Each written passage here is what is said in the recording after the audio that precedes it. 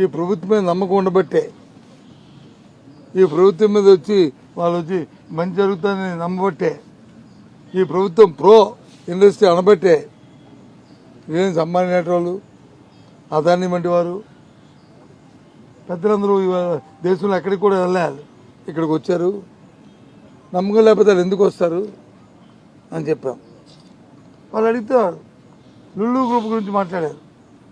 Lulu group మళ్ళీ మళ్ళీ చెప్తున్నాం, అది స్వార్థం కోసం, సొంతం కోసం, దోపిడీ కోసం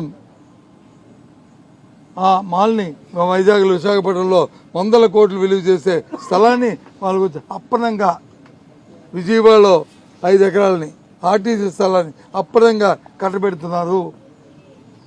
ఇది చాలా దురదృష్టకరమైన పరిస్థితి అని మళ్ళీ మళ్ళీ అవసరం కూడా చెప్పాం.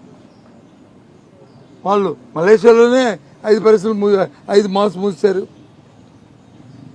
అంటే హైదరాబాద్ ఎంత గొప్పగా, హైదరాబాద్ చూడండి ఎంత గొప్ప కట్టారా అని చెప్పాం. వైజాగ్లో చూడు ఎన్నో పెట్టి మాలు కడుతున్నారు.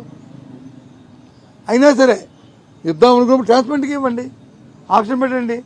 100 మంది ఎవరు వస్తారు, వాళ్ళు వచ్చి పాడుకుంటారు, వాళ్ళు చేస్తారు. ట్రాన్స్పరెంట్లో చేయండి, అంతేగాని 1-1 మాట్లాడుకొని డీల్ చేసుకోవడం ఇది సాంప్రదాయం కాదు, ఇది రాష్ట్ర ప్రయోజనాలకు కాదు, దీనివల్ల రాష్ట్రానికి ఒరిగేది లేదు అని కరాఖండిగా మరి చెప్పడం జరిగింది.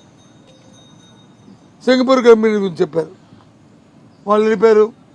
కేంద్రం వచ్చి చాలా కాదు, ఆ రోజు ఆ ఒప్పందాలు రద్దు చేసినప్పుడు కేంద్ర పెద్దలు కూడా ఉన్నారు.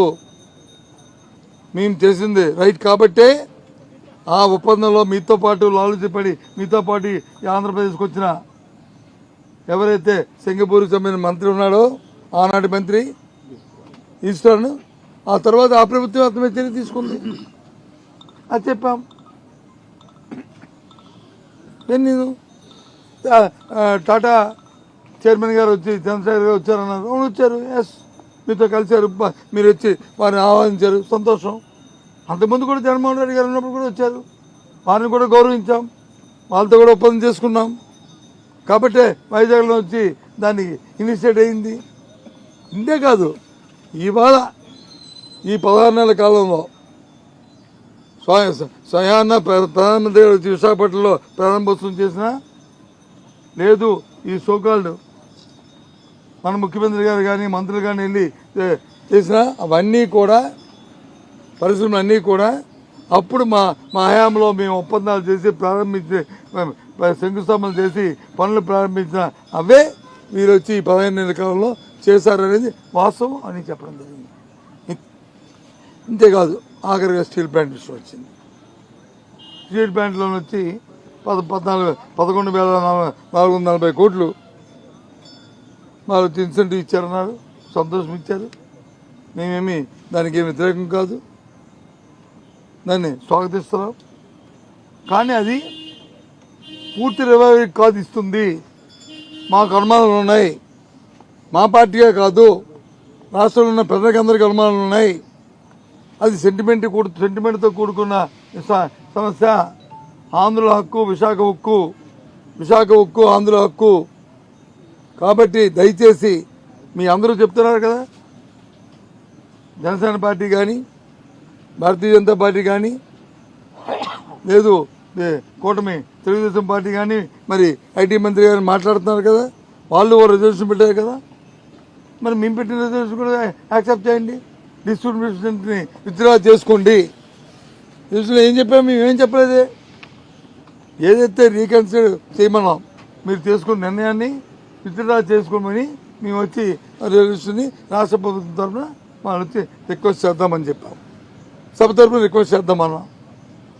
రెండవది వచ్చి రివైవ్ చేస్తూ లాంగ్ సస్టైనబిలిటీ కోసం నిర్ణయం తీసుకోండి అని ఒక పేరా పెట్టాం.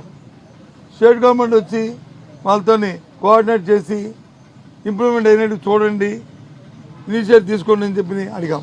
అన్ని పార్టీలు కోఆపరేట్ చేయండి, అందుకే రిజర్వేషన్ మీకు ఇస్తాను చూడండి, ఆల్ రిజర్వేషన్ ఇస్తాను చూడండి. దీన్ని అంగీకరిస్తున్నాం, దీన్ని అంగీకరిస్తారంట, దీనికి వచ్చి వాళ్ళు వ్యతిరేకమంట. మేము పెట్టిన ఏదైతే విత్డ్రా చేసుకోమన్న దాని పదానికి వాళ్ళు వ్యతిరేకమంట. మేము దీన్ని అంగీకరించాం. నో అని చెప్పడం జరిగింది. సస్టైనబిలిటీ కోసం లాంగ్ టర్మ్ దీనికోసం మీరు వచ్చి నిర్ణయాలు తీసుకోవాలని మేము అడిగితే వాళ్ళు నో అంట. ఇంకెక్కడ ఉంది? అప్పుడు మేము నో దాని డివిజన్ అడుగుతున్నాం. రిజర్వేషన్ మీద ఓటింగ్ అడుగుతాము. ఓటింగ్లో అప్పుడు పెట్టారు.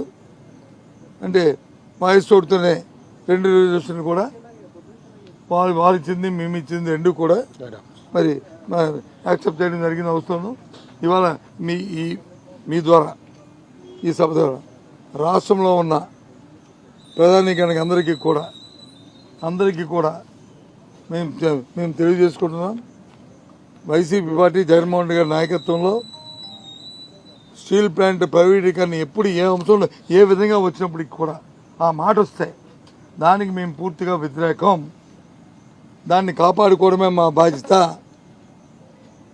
దాన్ని కొనసాగిన ప్రభుత్వ రంగ సంస్థ ఉండాలనేదే మా తపన. దానికోసం ఎంతవరకైనా పోరాడతాం. ఏ కార్యక్రమాన్ని అయితే మేము ఎంతగానో పోరాడతామనే విషయాన్ని మీ ద్వారా రాష్ట్ర ప్రధాని గారికి తెలియజేస్తున్నాం.